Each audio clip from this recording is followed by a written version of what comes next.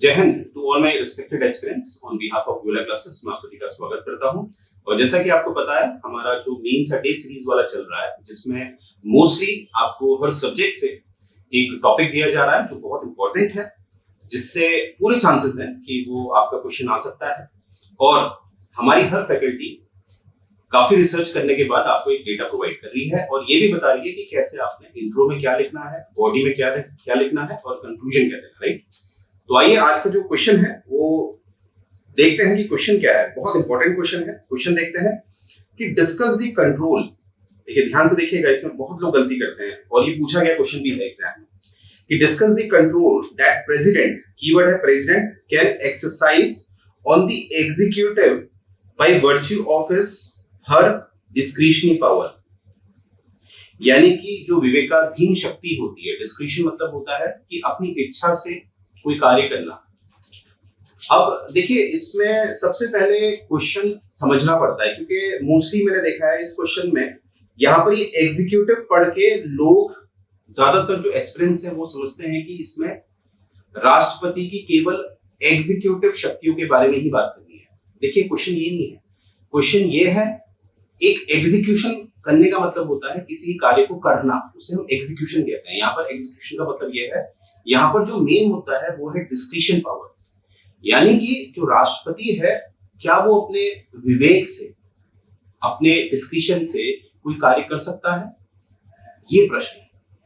अब इस प्रश्न का उत्तर जब आप देंगे तो आपको जो संविधान में जो नियम लिखे हैं वो दर्शाने हैं, और कुछ नियम ऐसे हैं जो अलग से नहीं दर्शाए गए हैं, पर वो जाहिर तौर पे वही बात करते हैं, जिसे हम इंग्लिश में इम्प्लिसिट कहते हैं। यानी कि वो अलग से नहीं बताया होता है, परंतु उस वाक्य का, उस सेंटेंस का मतलब जो होता है वो यही होता है कि कहीं ना कहीं उसमें ये बता रखा है कि जो राष्ट्रपति है अपने विवेक का इस्तेमाल करते हैं। अब ये बात मेरी आपको कैसे समझ में आएगी? एक उदाहरण से, क्योंकि मैं कोशिश करता हूं जितना ज्यादा एग्जाम्पल्स, उदाहरण मैं आपको दूं तो ज्यादा समझ में आता है। राइट, तो उदाहरण से पहले एक एपीजे कलाम सर का एक मोटिवेशनल कोट देख लेते हैं। यहाँ पर है कि man needs difficulties in life because they are necessary to enjoy the success. यहाँ पर देखिए, कीवर्ड है डिफिकल्टी और सक्सेस। देखिए, इसका एक उदाहरण मैं देता हूँ। जैसे कि आप मोस्टली मैंने देखा है लोग हेल्थ की तरफ ज्यादा जागरूक हो गए हैं। अब जैसे कि आप कभी जिम में जाते हैं, राइट, जिम में आप देखते हैं अगर आपने कोई वेट है, डंबल ले लेते हैं, उसको आपने उठा के रखा हुआ है, तो आपको उस समय कठिनाई होती है, डिफिकल्टी होती है।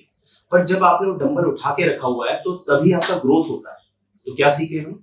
जब हम डिफिकल्टी में होते हैं तभी हमारा ग्रोथ होता है, और जब आप डंबल या किसी भी वेट को नीचे रख देते हैं तब आपका ग्रोथ नहीं होता। राइट, तो ये बात याद रखिए। तो इसीलिए डिफिकल्टी को एंजॉय करना चाहिए। राइट, तो आगे बढ़ते हैं। अब देखिए, मेरी वो बात में आपको एक संविधान के अनुच्छेद, यानी कि जो आर्टिकल 74 है, वो क्या कहता है? वो कहता है कि जो राष्ट्रपति होंगे, जो प्रेसिडेंट होंगे, वो जो हमारी मंत्रिपरिषद होती है उसके कहे अनुसार काम करेंगे। ये एक साधारण शब्दों में मैंने आपको बात बता दी। राइट, ये बात कहाँ लिखी है? अनुच्छेद 74 में। इसी अनुच्छेद 74 की वजह से हम कहते हैं कि कहीं ना कहीं हमारे राष्ट्रपति एक तरह के कठपुतली होते हैं। राइट, एक नॉमिनल हेड होते हैं बस, अनुच्छेद 74 की वजह से। अब देखिए, अनुच्छेद 74 में जो हमें पढ़ना है वो क्या है, वो मैं आपको दिखाता हूं। देखिए, यहां पर क्या लिखा है? There shall be a council of minister. देखिए, विल और शैल में ये फर्क होता है। वैसे तो फर्क काफी होते हैं, फिलहाल एक फर्क मैं आपको बता रहा हूं। जहां पर अडिगता होती है, जहां पर स्ट्रिक्ट नियम होते हैं, वहां पर शैल लगता है। जैसे सन शैल शाइन फ्रॉम द ईस्ट, यानी कि ईस्ट से ही निकलेगा, वो होता है। तो वहां पर जहां पर एक अडिगता होती है, एक श्योरिटी होती है, वहां पर हम शैल लगाते हैं। तो यहां पर क्या लिखा है? There shall be a council of minister, एक मंत्रिपरिषद होगी। अब देखिए, इसका क्या मतलब निकलता है? इसका मतलब निकलता है कि अगर मानते हैं चुनाव होते हैं और कोई भी जो पार्टी है वो बहुमत में नहीं आती है, आई रिपीट, कोई भी पार्टी बहुमत में नहीं आती है, तब क्या? तब भी एक मंत्रिपरिषद गठित, यानी कि बनाई जाएगी।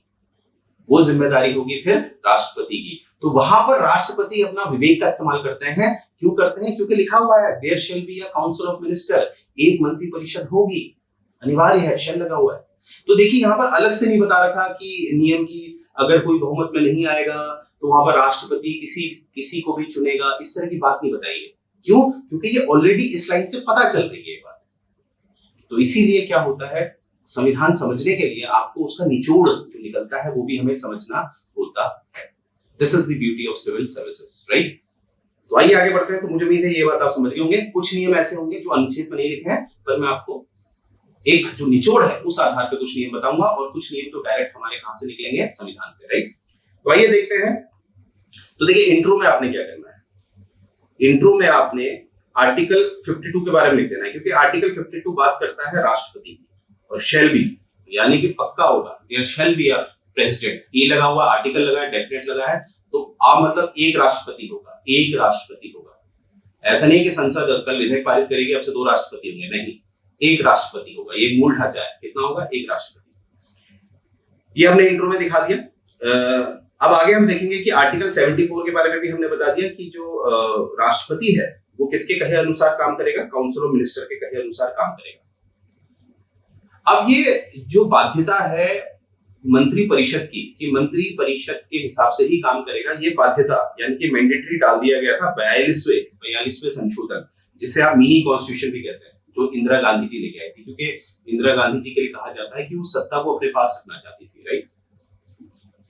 तो इसीलिए 42वें संशोधन में हमें ज्यादातर ये दिखता है कि सारी शक्तियां जो हैं वो विधायिका की तरफ देखी गई है। ये देखा गया है कि कहीं ना कहीं जो न्यायपालिका है उसको नीचे रखने की कोशिश की गई है, राइट। तो देखिए यहां से हमने क्या देखा कि जो बाध्यता है ये 42वें संशोधन से जोड़ी गई, जो कि 1976 में हुआ था, जिसको मिनी कॉन्स्टिट्यूशन भी कहते हैं, राइट। तो यहाँ पर आपने इंट्रो में ये लिख देना। अब इंट्रो में मैंने आर्टिकल 52 और आर्टिकल 54 को ही क्यों रखा है, इसलिए रखा है 52 ये बताता है कि एक राष्ट्रपति होगा, इसलिए रखा है। 54 इसलिए रखा है कि उसमें ये बताया जा रहा है कि कहीं ना कहीं जो राष्ट्रपति होता है नॉमिनल हेड होता है, आमतौर पर नॉमिनल मतलब वो मंत्री परिषद के कहे अनुसार काम करेगा। अब यहीं से ट्विस्ट बनता है ना, यहीं से ट्विस्ट आता है कि अब हमें ये बताना है कि अपने विवेक का इस्तेमाल कब कर सकता है, राइट। यानी कि अनुच्छेद 74 में जो लिखा गया है उसके विपरीत वो कब काम कर सकता है, अपोजिट, राइट। Let's see. तो आइए बॉडी में, अब बॉडी में हम जो पॉइंट्स हैं उनको लिखेंगे। तो सबसे पहला देखिए, जब मैं आर्टिकल 74 कह रहा हूं, आर्टिकल 74 का मैंने अभी आपको उदाहरण दिया था, ये देखिएगा, एक सेकंड, यहां पर देखिए, there shall be a council of minister. तो यहां पर क्या है कि जब ये बात होगी कि कोई भी जो पार्टी है वो बहुमत में नहीं आती है, तब राष्ट्रपति पिक्चर में आएंगे और वो अपने विवेक का यानी कि अपने डिस्क्रिप्शन का इस्तेमाल करके एक मंत्री परिषद गठित करेंगे। एक मंत्री परिषद गठित करेंगे, कब करेंगे, जब कोई भी पार्टी बहुमत में नहीं आती। तो ये कहां मिलता है हमें, आर्टिकल 74 में। अभी मैंने बताया था कुछ नियम आपको डायरेक्ट अनुच्छेद से दिखेंगे, वो मैं लिखूंगा, और कुछ नहीं, क्योंकि वो निचोड़ के है, राइट। हालांकि ये भी एक अनुच्छेद 74 का निचोड़ है, राइट। आगे देखते हैं, दूसरा देखते हैं, he can dismiss the council of minister, यानी कि काउंसिल ऑफ मिनिस्टर मंत्री परिषद को डिसमिस कर सकता है प्रधानमंत्री के साथ, क्योंकि मुखिया तो प्रधानमंत्री है मंत्री परिषद का, कि जब जो मंत्री परिषद है वो अपना जो एक कॉन्फिडेंस होता है वो सिद्ध नहीं कर पाती है।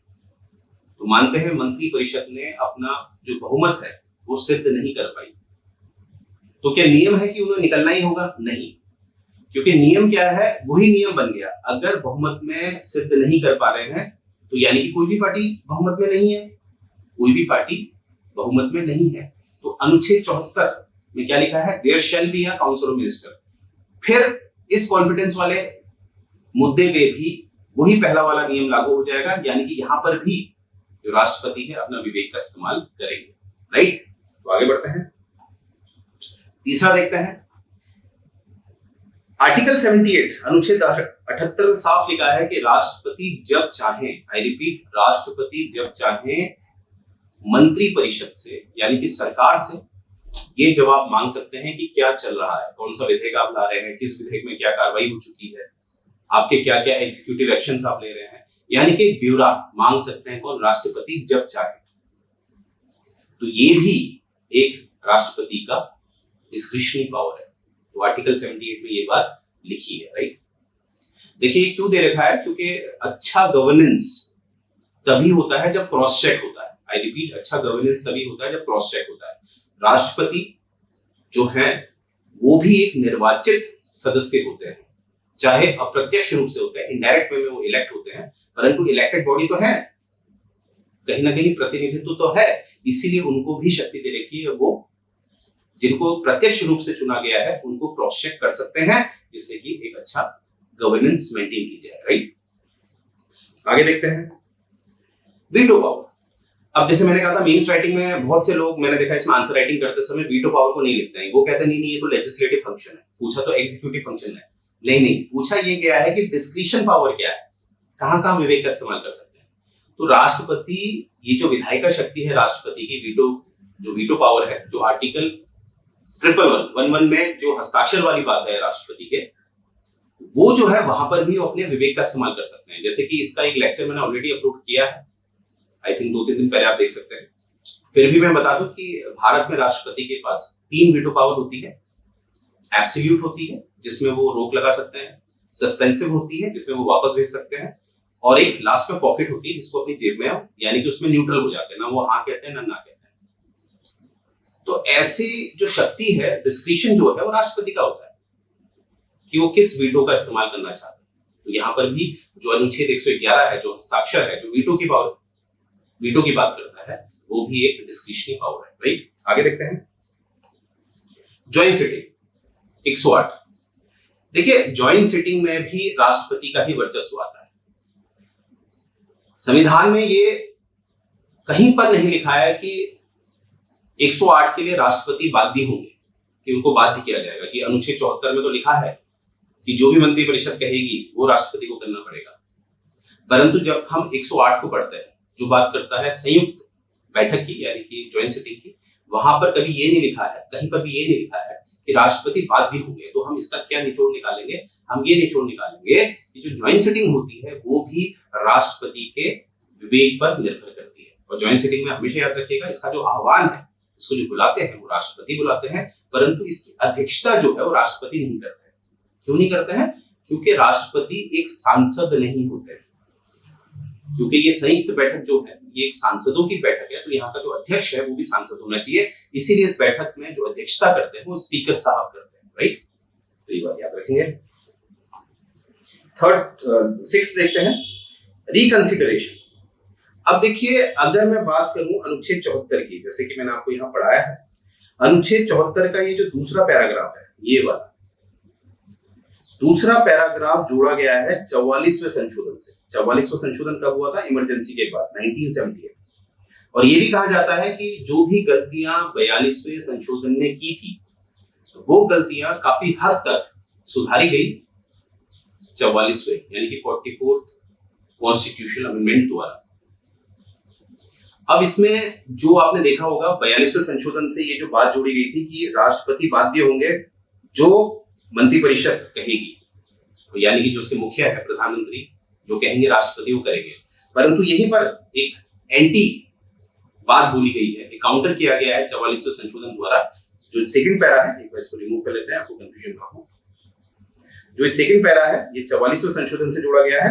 यहां पर एक बात साफ की है कि राष्ट्रपति चाहे तो पुनः विचार के लिए कोई मुद्दा भेज सकते हैं। एक उदाहरण से मैं आपको समझाता हूं। जैसे मानते हैं जो गलती 1975 में हुई, जहां पर यह देखा जाता है कि आपातकाल की जरूरत थी ही नहीं, फिर भी आपातकाल लगाया गया। अब ये गलती दोबारा भविष्य में ना हो, इसीलिए ये 44वां संशोधन आया था, जिसमें ये दूसरा पैरा जोड़ा। इसमें कहा गया है, जैसे मानते हैं मैं एक राष्ट्रपति हूं और आप एक प्रधानमंत्री हैं, आपने मुझसे कहा आपातकाल लगाना है, तो 44वें संशोधन से पहले की बात होती तो मुझे लगाना पड़ता, क्योंकि आपने मुझसे कह दिया। 74वें का जो पहला क्लॉज है उसमें यही बात है, मुझे करना पड़ेगा, मैं बाध्य हूं।